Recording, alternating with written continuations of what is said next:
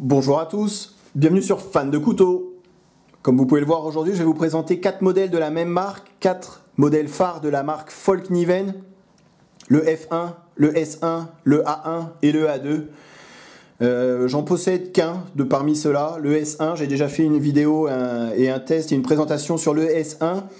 Je tiens à remercier Stéphane, un ami qui m'a prêté, voilà, on en a parlé ensemble et il m'a dit que voilà, si ça m'intéressait, forcément ça m'intéressait, de présenter sur la chaîne 3 modèles qu'il possède pour compléter un petit peu le S1 et vous donner une idée de lequel serait fait pour vous si jamais vous deviez en acheter un ou si vous hésitez entre un S1, un A1 ou un F1. Voilà, vous essayez de vous donner quelques pistes au niveau du poids, au niveau de la taille de la lame, au niveau de l'utilisation que j'en aurai. Essayez de vous orienter plutôt vers un ou vers l'autre, sachant que c'est 4 couteaux qui sont juste magnifiques. Le plus dur pour moi, ça va être de lui rendre les 3 autres. Franchement, on a envie de les posséder les 4 parce que c'est vraiment des couteaux qui sont magnifiques, redoutables d'efficacité. Alors, ils ont tous le même point commun. Je vous invite à aller voir le S1 acier VG10. Donc, je vais vous montrer sur celui-ci où on voit bien. Donc, sur le centre, au milieu, vous avez une couche de VG10 et ensuite 2 couches d'acier un petit peu plus tendre pour apporter de la robustesse au couteau. Vous avez un tranchant donc convexe sur les 4 couteaux. Ici, on voit le VG10 au milieu des 2 autres aciers. On est sur la même type de poignée. Ici, 2 poignées qui se ressemblent également parce que ça va être l'épaisseur de la lame qui est identique sur le A1 et sur le A2. Je vais vous comparer tous ces modèles avec d'autres couteaux que je possède pour essayer vraiment de vous les situer et vous donner, comme j'ai dit dans la présentation, des pistes. Voilà, lequel serait fait pour vous par rapport à l'utilisation que vous avez de vos couteaux, par rapport à ce que vous voulez en faire également. Donc, le F1, le S1, le A1 et le A2.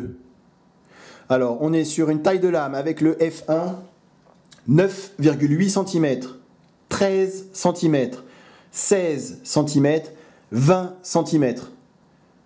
Épaisseur sur ces deux-ci, 6 mm, c'est du costaud. 6 mm d'épaisseur, indestructible. C'est vraiment le premier sentiment qu'on a quand on a le couteau, c'est waouh, c'est du costaud. C'est gros, c'est assez lourd également. Ici, on est sur 147 grammes, 195 grammes. Là, on passe à 315 grammes. Et là, on est à 370 grammes. Ces deux-là, ils sont vraiment lourds, costauds. 6 mm d'épaisseur de lame. Contre 5 sur celui-ci, c'est quand même bien plus fin. Vous voyez ? Je pense qu'on peut vraiment mettre ces 2 couteaux dans une catégorie et ces 2-ci dans une autre. J'ai envie de dire ça, couteau de camp, couteau de bushcraft, couteau autour du camp, couteau de rando. Et ici, avec ces 2-là, couteau de survie, couteau à tout faire. Si on devait avoir qu'un seul couteau sur soi, un de ces 2-là forcément.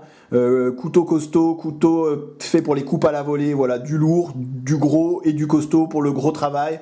Ceci plus, oui, voilà, travail autour du camp, couteau de bushcraft, se tailler une cuillère, pourquoi pas, enfin voilà, travail un petit peu plus délicat. Alors on va commencer avec le F1. Je vais vous le comparer avec un couteau, forcément, que je possède. Pour vous donner une idée de la taille, c'est important pour moi et c'est vraiment ce que je recherchais quand j'ai acheté le S1, c'est d'avoir un peu des idées au niveau de ces 4 modèles, à quoi ça correspond et quelle ressemblance avec des couteaux qu'on pourrait avoir l'habitude de rencontrer. Donc ici, c'est le Enzo, le Trapper. Voilà, donc quasiment la même taille de lame, 9,5 ici, 9,8 là. Voilà, vraiment pour moi la même utilisation, travail autour du camp, petite préparation de nourriture, couteau de rando également, 145 grammes, c'est hyper pratique à emmener, c'est assez fin, on est sur 4,3 mm d'épaisseur. Ici c'est une émouture convexe, c'est quasi total, contrairement à un S1 où c'est une émouture, et aux autres où c'est une émouture sabre, avec un faux tranchant sur le dessus, un contre-tranchant sur le dessus. Ici, c'est, on va dire, une forme drop point assez classique et tout convexe. Et vraiment, j'aime beaucoup ce petit couteau. Seul reproche qui est fait, c'est le trou pour la dragonne qui est vraiment très très mal placé puisqu'il tombe sous le doigt. Donc, à la limite, avec un couteau comme ça, je vois pas l'intérêt d'y passer une dragonne. C'est pas fait pour les coupes à la volée, c'est pas fait pour le bâtonnage. C'est vraiment fait pour le travail autour du camp, tailler un petit piquet de tente, préparer un petit peu de nourriture. tailler un bâton de marche, voilà, des choses comme ça, couper un peu de corde, couper un peu de ficelle, vraiment pas mal. Acier VG10, donc je répète, enfin vous le savez, mais c'est acier stainless, donc acier inoxydable, c'est le gros avantage par rapport à un autre acier comme du 1095 ou ici du D2 qui est un acier enfin inox, on va dire semi-inox. Le D2, il faut en prendre un peu plus soin que du VG10. Ici, assez fin également, donc pas mal du tout pour tout ce qui est petit travail autour du camp. C'est génial. Je vais vous montrer l'étui parce que je ne l'avais pas montré. Puisque moi, j'avais l'étui cuir. Ici, il est avec l'étui en Zytel, qui est pas mal aussi. C'est plus compact que l'étui cuir. Rétention moyenne, mais voilà, je conseille quand même de passer et de mettre la pression.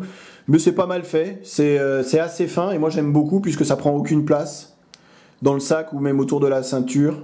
C'est pas mal du tout. Alors le S1, bon je l'avais déjà présenté, je vais aller assez vite dessus. Lui à titre de comparaison, je le mets à côté du Tops Bob.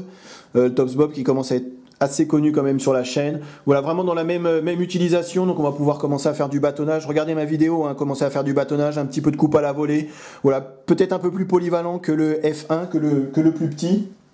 On va pouvoir faire un petit peu plus de choses tout en étant assez léger. Il fait pas 200 grammes, donc assez maniable, assez fin également. C'est vraiment voilà, ce qu'on peut dire, c'est la finesse du couteau par rapport à un bob qui est quand même bien plus épais. Mais vraiment la même utilisation qu'avec un bob. Travail purement, pour moi en tout cas, bushcraft. Et c'est celui finalement qui par rapport au travail que je fais avec mes couteaux, c'est celui qui me correspond le mieux. Et je regrette pas du tout cet achat, en tout cas du S1. Alors après, comme j'ai dit, on va passer à une catégorie au-dessus, catégorie supérieure avec le A1 qui est pour moi, et pas que pour moi d'ailleurs, hein, le couteau de survie en acier inoxydable par excellence. Je vous le mets à côté du SI6 puisque c'est vraiment...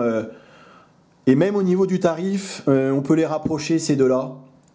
Pas forcément les autres que je vous ai montrés, mais ces deux-là en tout cas au niveau du tarif, au niveau de la physionomie, de l'utilisation. Voilà, deux beaux couteaux de survie. Si on devait avoir qu'un couteau sur soi pour tout faire, je pense que le A1 il serait pas mal. Après on est quand même sur un couteau qui est assez lourd par rapport à un S1, c'est beaucoup plus lourd, ça va être aussi beaucoup plus robuste, un 6 mm d'épaisseur, et celui-ci pour les coupes à la volée ça va être redoutable, avec une forme de lame, un énorme belly ici, on peut imaginer la force qu'on pourra avoir lors de coupes à la volée. Talon dépassant, hein, je répète, mais pareil sur les 4 modèles, donc vraiment un couteau qu'on pourrait rapprocher du SI6, et même au niveau tarifaire, donc... honnêtement, hein, aujourd'hui, si je devais en acheter qu'un, je choisirais le A1 plutôt que le SI6. Même si le SI6, hein, vous avez vu la vidéo, ça reste un très bon couteau de survie.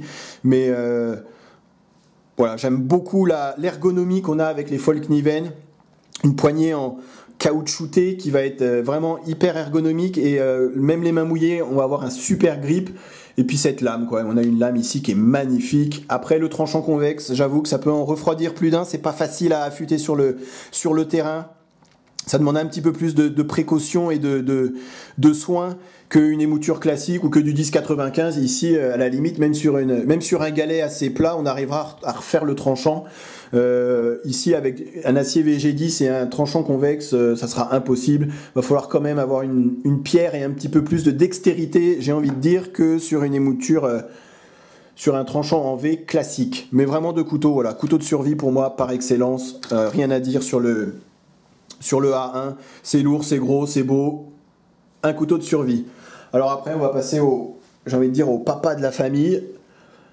Le A2, alors le A2 est pas facile à trouver en France, j'ai regardé sur les sites qu'on connaît tous hein, maintenant qu'on est habitué et je l'ai trouvé que sur le site knivesandtools.fr à un prix hyper cher même par rapport aux autres, dans les 300 € je pense, enfin d'après ce que j'ai vu et ce dont je me souviens surtout. Là 20 cm de taille de lame, bon là c'est du costaud, c'est lourd, c'est gros, c'est encombrant, ça ressemble à... Voilà, ça pourrait faire petite machette j'ai envie de dire.